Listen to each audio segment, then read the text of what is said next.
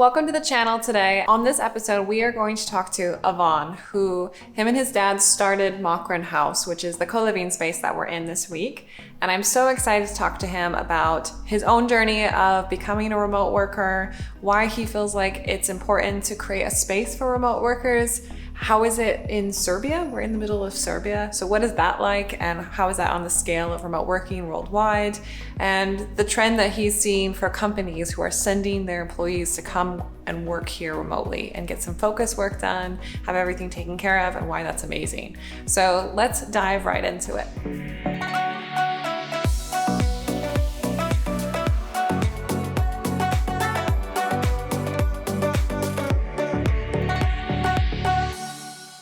Before we get started, we just want to give a shout out to Office R&D, who is our sponsor on today's episode.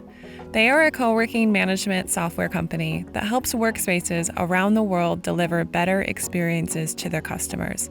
They share our values of promoting and championing remote work, and they've been our biggest supporters since day one. Okay, so let's continue. How are you doing today?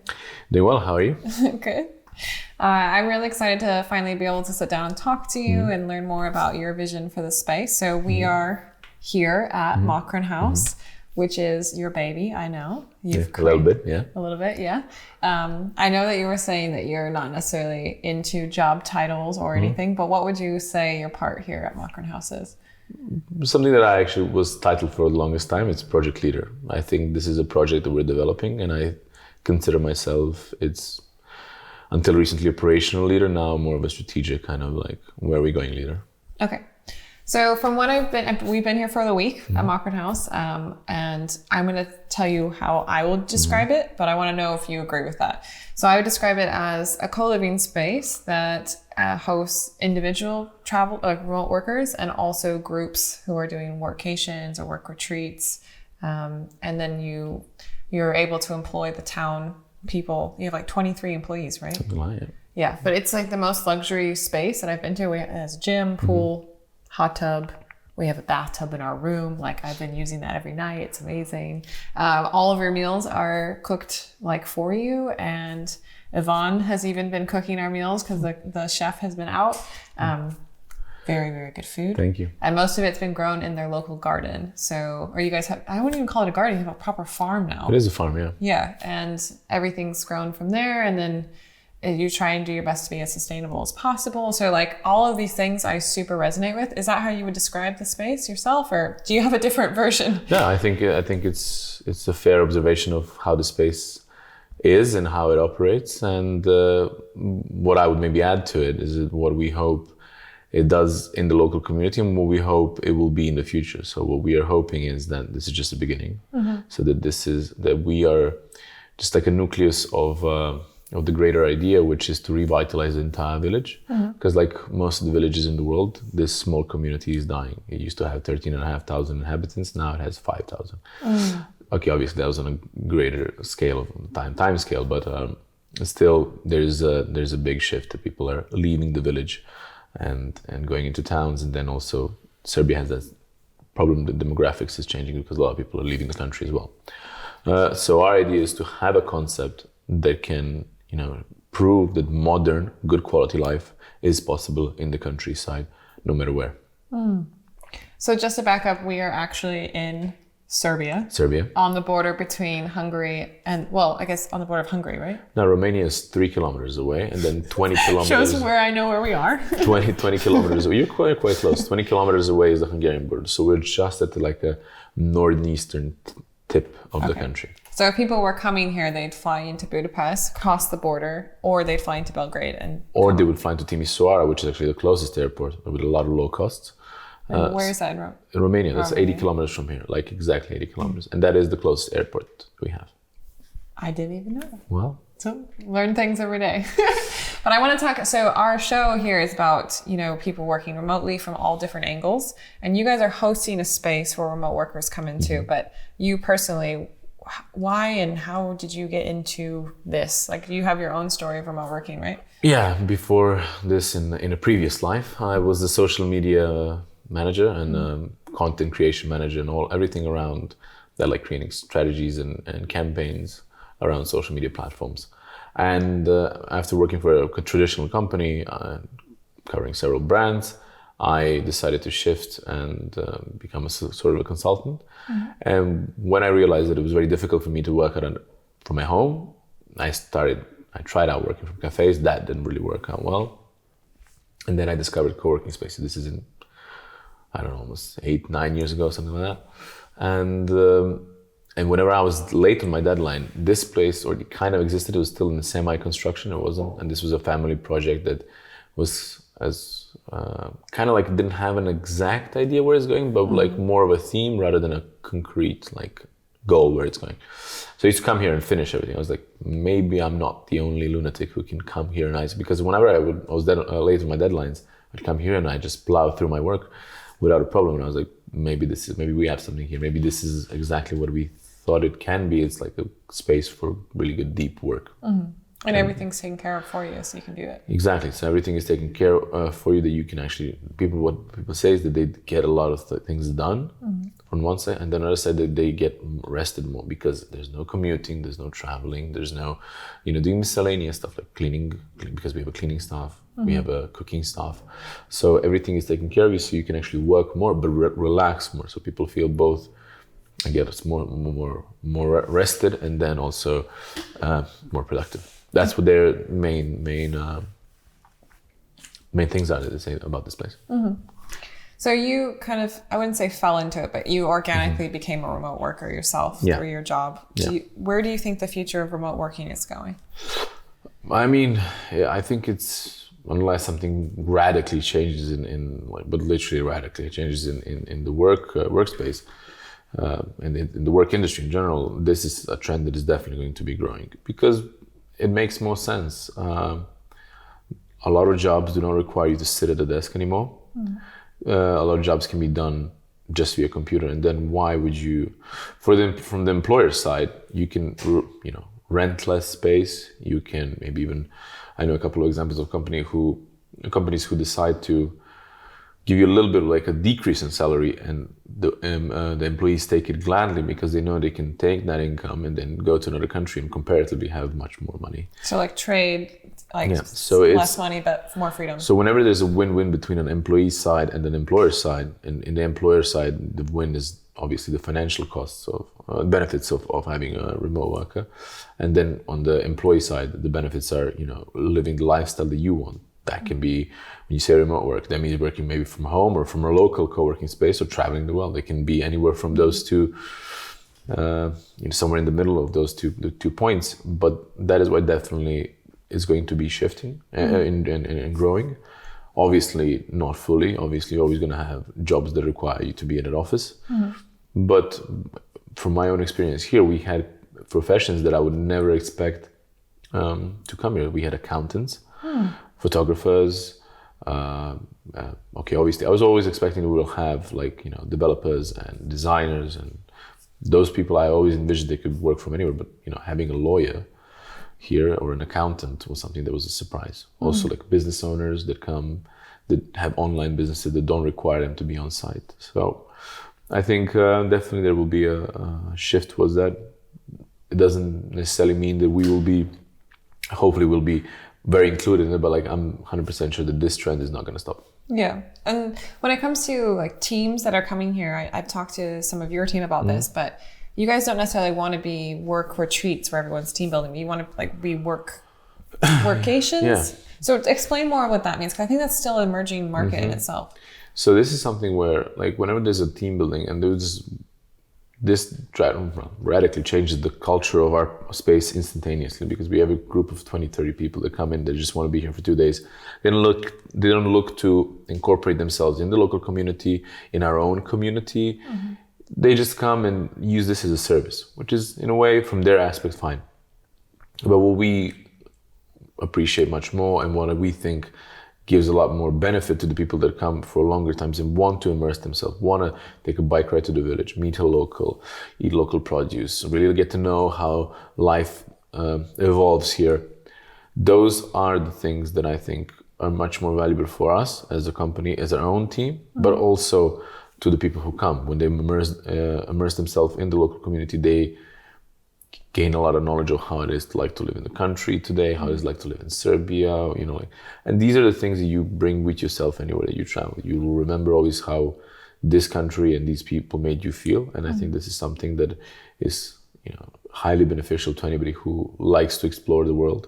Yeah, the reason why they come here, you know. I mean, we were here this weekend when you had your Easter celebration, like the town, everything was happening. And I was like, I would stay here for like a couple months, if it, you know, especially during the summertime when you guys do movie nights here on the grass and everything.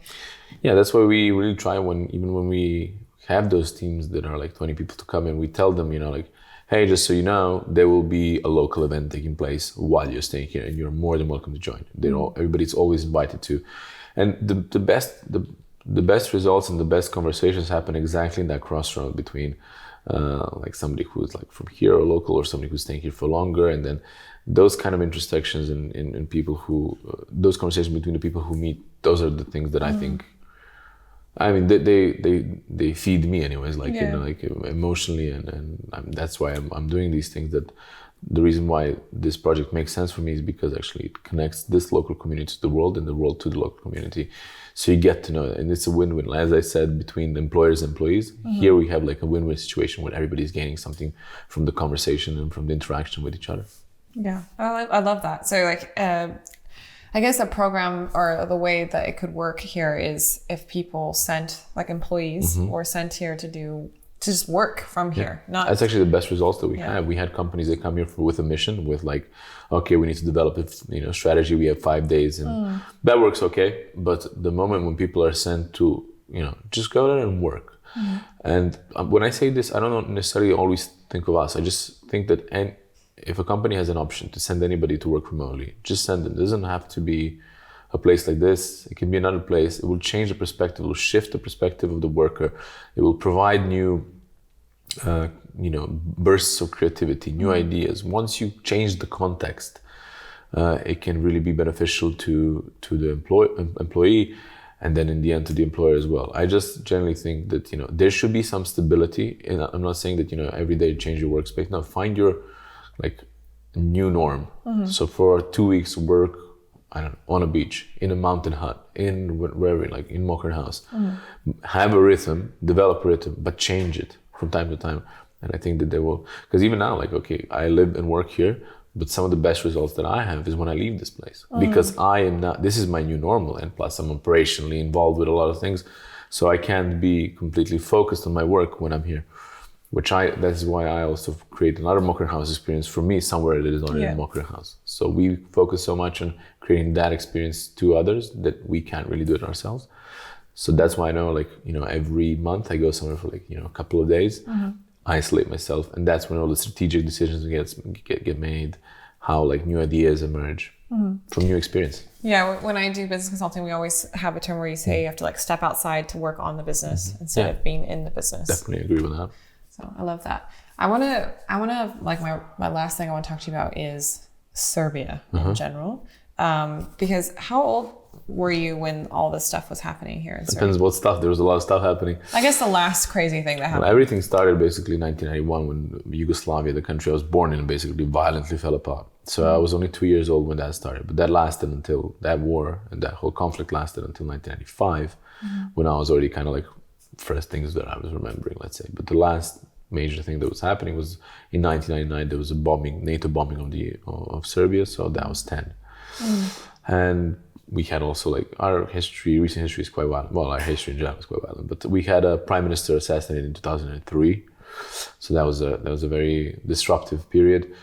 And since then, everything has been going relatively calmly, and that has affected obviously how people perceive Serbia, because it was a long period of instability and negative media coverage, sometimes with a reason, sometimes without.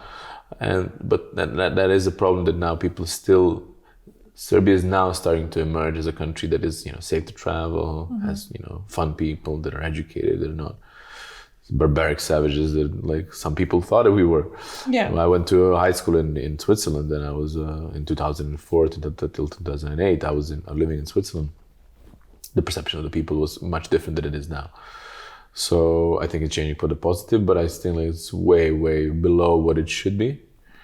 And hopefully that is a trend that will be, hopefully we will emerge from that as a new, like rediscovered new interesting place. Yeah. I mean, I just had a friend of mine was like, can you vouch for Serbia? Is it safe for women? And I was like, this is like the safest place I've been. Yeah. I really want to like put that out there that this is a really amazing place. And I guess like for me, it's hard because I learned about this stuff in the history books. So that's why I'm asking you personally, how was it for you growing up? And it's a complicated, complex topic, but it was, when you're a kid, you kind of like, you don't really understand what's happening. It becomes very normal, very recent. I remember bombing days were the best days of my life because there was no school. It started in March till June. So I had like a 7-month recess, summer recess. And, your parents always try to protect you. Say like, nah, it's okay. Nothing happens really. Like, even though they're scared, they don't know what's happening. You believe your parents completely so they can eat. Like, so I remember that those days is like some of the best. Yeah, when the siren comes on, you need to run in house, but, but then again, my mom said that I had nightmares and everything that I don't remember really. So I don't know. It's a very complex time. Luckily, it's far behind us, and now I think Serbia is on track on like rejoining Europe, where it's kind of still lagging behind in both development, infrastructural development. Just following up with the modern trends, which also is true with the work culture because. For example, remote work in Serbia is considered still like something unattainable, but it's slowly changing as well here. And I mean, for me as a traveler, this is actually a really nice place because it's outside of the EU.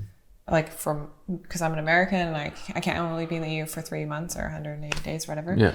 But for you guys, I know that's a completely different conversation because you don't have the same benefits as the EU. There's like all these different regulations because of being outside of it. But that's why I think it's amazing what you guys are doing at Mokrin House, because you're like, we don't care about that. We're like still leveling up and providing like this ecosystem for the locals to come and learn. And you guys do programs, and I want to come back in a year and see where you guys are at and see like how much you've grown, because I know you have a lot in store. Yeah. You're more than welcome. Come and check in on us. And I think it will be interesting to see how much we've developed in a year. Cool. Well, thank you so much, Yvonne. Thank you. I really appreciate it. And thanks for having us this week. Thank you for your stay. And thank you for making breakfast this morning. It was really good. Welcome. It's my passion. Cooking is definitely one of my biggest passions. So I love like jumping in the shoes of the chef from time to time. I actually do it almost every summer. I do it like once a week. And we have like either a lunch that I make or like a whole day when I cook. So cool. Hopefully if anybody comes, we get the experience. Special treatment. Cool. Thank you so much. Thank you. I don't know if I should shake your hand or give you a hug. Everything is good. Thanks. Cool. I loved talking to Yvonne about all the stuff related to remote work and also all the things that they have planned here at Mokrin House. I think that co-working and co-living spaces have a really unique opportunity to affect the local economy. And this here in Serbia is the perfect example of that, because they're not in the EU. They've had a crazy history of whatever has happened here in the country, but they are strong and they are determined to go and make a positive impact in their local community and serve remote workers. So I think it's amazing. I really love Yvonne. He's an amazing cook, and I've just really enjoyed hanging out with him, and I'm glad that I was able to share all of that with you guys. So if you liked the episode, hit like at the bottom of the screen and subscribe to our channel, and we can't wait to see you in the next episode. Bye guys.